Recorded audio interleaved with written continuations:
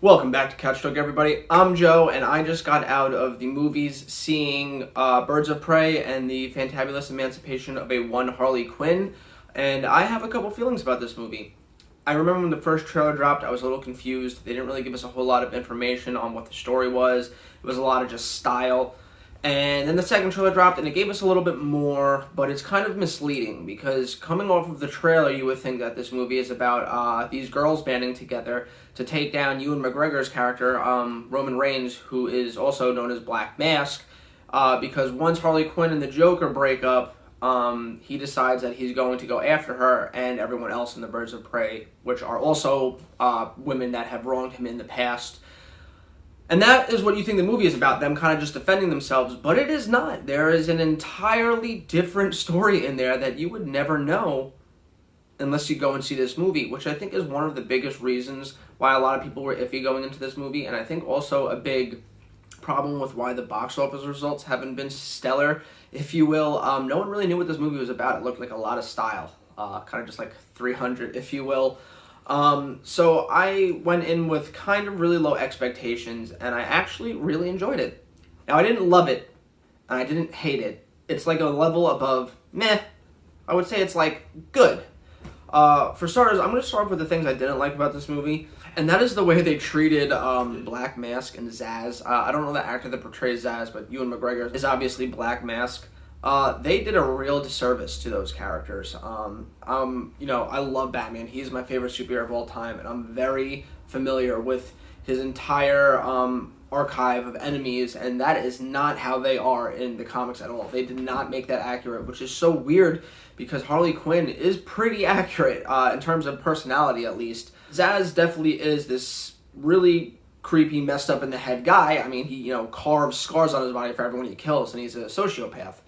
But he isn't this weird, clingy, like, servant of anybody. He's his own man. So the fact that he's working as like a henchman for Black Mask is just weird. And Black Mask isn't this flamboyant, pretty dressed, slick back hair character. He's a very ruthless crime boss, which he was pretty ruthless in this movie, but not the ruthless from the comics. Ewan McGregor doesn't even do anything badass in this movie. Black Mask is a badass. Like, he's a mobster. They created a villain around a mobster character. He shoots people, and he does really, like, badass, like, evil, but badass stuff. And Ewan McGregor has no time to shine in this movie other than his personality. And don't get me wrong, I enjoyed watching him. Like, he was good as a villain, and Zsasz was good as a villain, but they weren't good portraying iconic characters because they were nothing like the characters they were portraying. That's like making a Batman movie, and instead of giving him his iconic costume and his, rules of no killing, putting him in like a biker uniform with like a face mask and giving him guns and going out to shoot people. Like, you can't expect the diehard comic book fans to like this movie when you're doing that. So really, when they were making this movie, they weren't really trying to appeal to any of the diehard DC fans, but rather just the people that liked Harley Quinn from Suicide Squad, which, let's be honest, is mainly women. I personally was very excited for this movie because I loved Harley Quinn's character. I love all things DC, so I'm going to go and support anything they do. And, it's not a lot that we get representation for women as heroes in, both Marvel and DC, so I'm going to go and support it anytime it comes out. But they still need to stay true to the characters that they're portraying. I feel almost like when they were writing the villains for this movie, they wrote the villains, and Warner Brothers, like Walter Hamada, called up and was like, hey, you need to make the two villains somebody that are actually like iconic. So they were like, let's give Ewan McGregor's character a mask and call him Black Mask and just change his name, and then I guess this guy could be Zsasz kind of, and we'll just put scars on him and, like a quick reshoot or something. And that's kind of how it felt. Like, I felt like they weren't supposed to be those characters, but they just shoehorned that in to make it all kind of tie together. So I really didn't like that. I also didn't like where either of those characters ended up towards the end of the movie. Like, I didn't like how their stories came to a conclusion. I thought that was really poor and sloppy and lazy, and I'm really disappointed that that's the way they decided to end it. Regardless of the fact that they didn't stay true to the characters, I didn't like the way the villains' character arcs came to a close. I did still overall enjoy Ewan McGregor's performance. He looked like he was having a lot of fun here, and although he wasn't the badass that I would have liked him to be, he was still really mesmerizing when he was on screen and really fun to watch. And when actors are having a good time playing in the role, we're usually having a good time as an audience watching it, rather than watching someone like Bruce Willis who just shows up for a paycheck but doesn't actually try. Another gripe I have with the movie is the way that the story is kind of stitched together. Like, they'll propel you forward through the story, and then you'll get to a certain point, and like you'll hear Harley Quinn's voiceover, like, "Oh wait, in order for you to understand how we got here, I have to take you back 20 minutes to show you what happened 20 minutes ago." So it jumps back and forth in time just to get the story across, and it was very clear that they were trying to replicate kind of like a Deadpool vibe in terms of like breaking the fourth wall, and it kind of takes you out of the experience a little bit. That's not to say that when you go into the flashbacks, you don't enjoy what's happening in the flashback. I enjoyed everything, but I just wish it played out all in real time rather than having to go back and forth and then back and then forth and then something epic's about to happen, but oh wait, nope, you can't see that epic thing yet because we're going to go back to show you how we just got there. And it kind of kills the momentum. So I didn't like that. And then the third thing that I didn't really like is this movie is called The Birds of Prey and the Fantabulous Emancipation of a One Harley Quinn, but it is not The Birds of Prey and the Fantabulous Emancipation of One Harley Quinn. This is the Harley Quinn movie featuring the Birds of Prey, which makes sense that Warner Brothers is trying to change the name of the movie to that, because that's what this is. This feels like a Birds of Prey prequel told through the eyes of Harley Quinn, who's also trying to start up the Birds of Prey. Like, this is very much a Harley Quinn movie. It is 90% her movie, which is kind of disappointing because I love Mary Elizabeth Winstead. I've had a huge crush on her since I saw her in Scott Pilgrim vs. the World, and I loved her in 10 Cloverfield Lane. I think she's an amazing actress, and I was really excited when I heard that she was going to finally enter the world of superheroes, and she's in the movie for like 15 minutes. And the movie's like an hour and 45 minutes long. She shows up in like little snippets throughout the movie for like 10 seconds here, 10 seconds there, but she doesn't predominantly show up until like the last 15 minutes, which she's amazing in. But I just don't like how it didn't become the Birds of Prey until like the last 10 minutes. But besides that, those are really the only gripes I have with the movie. Now on to the good stuff.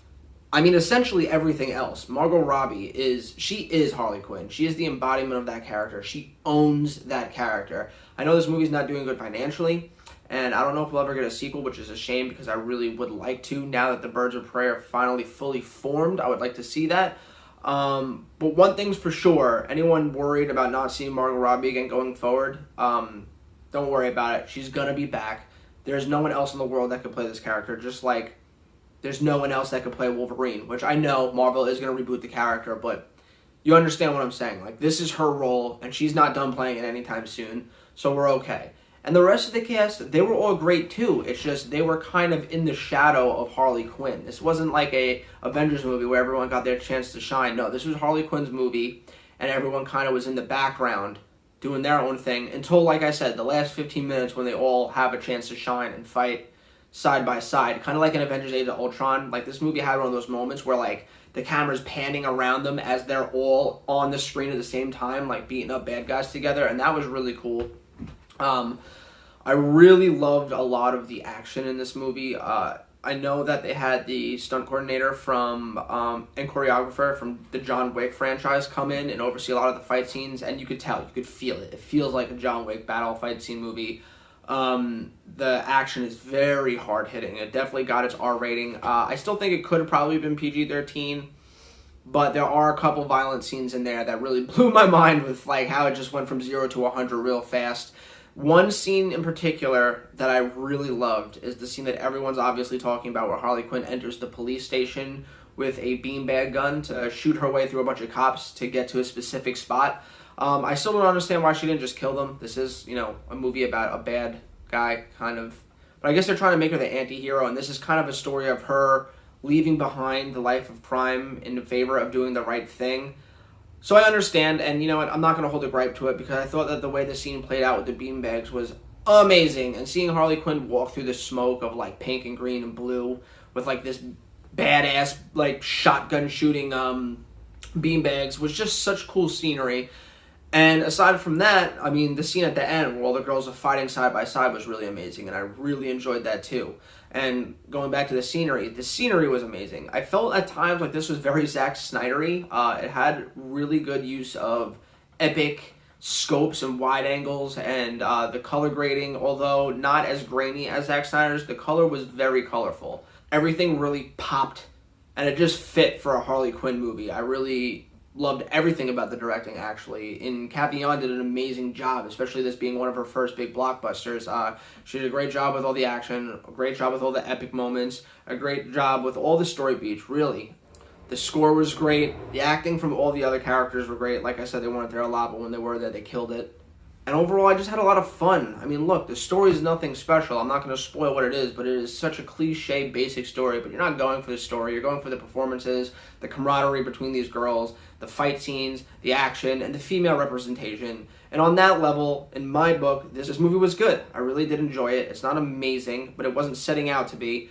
Overall, I would give this movie a 7. Now that the Birds of Prey are fully realized and a thing now, hopefully this movie makes enough money to warrant a sequel, and now we could just get right into it and have an entire 2-hour-long movie of just the Birds of Prey going out, being vigilantes, kicking ass, and taking names. Anyway, let me know what you guys think in the comments down below. Are you excited for this movie? Do you hope that there's a sequel? Have you seen it yet? And if not, what's keeping you? Anyways, thanks again for watching, and I'll catch you next time.